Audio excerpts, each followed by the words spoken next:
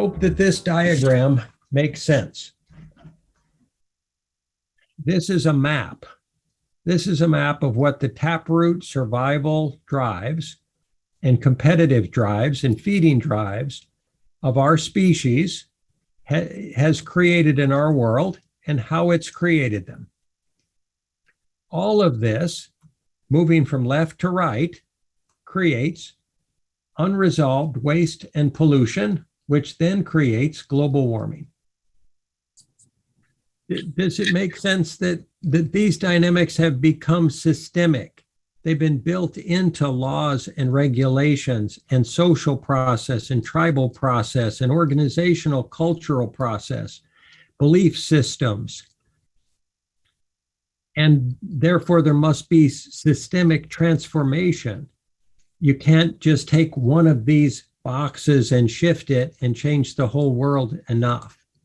What's possible is a collectively shared, comprehensively different view of life process, values, understanding of self and other, and dynamic of relationship and decision-making moment by moment by moment that is potentially beautifully and elegantly orchestrated and harmonious, or far more harmonious, constantly evolving, constantly learning, and constantly becoming ever more what we choose to operate as together, to move towards a similar star or set of stars together, values that we agree upon, goals that we agree upon, necessities that we agree upon, service orientations that we agree upon, far more aligned and congruent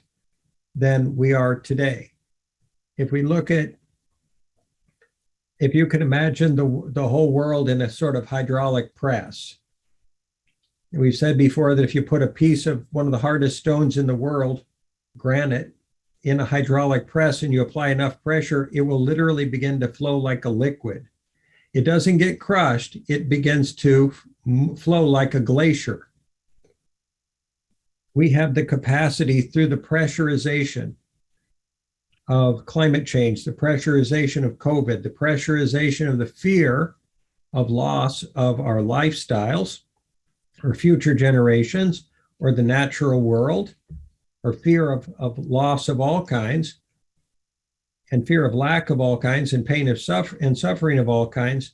That pressurization can operate on the whole world like the watermelon seed between, or pumpkin seed between your thumb and forefinger, and it can propel us as a species to achieve far more than we otherwise could, and in a far healthier way, because we will have tried every non-healthy path, which we already are, that's possible, and all those non-healthy paths are informing us of what is actually healthy and sustainable and achievable and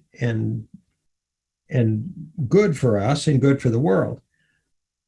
So in that collective environment, people would be constantly aware and have models and paradigms of how to evolve their awareness in sync with each other, in sync with the common good, in sync with service to the planet.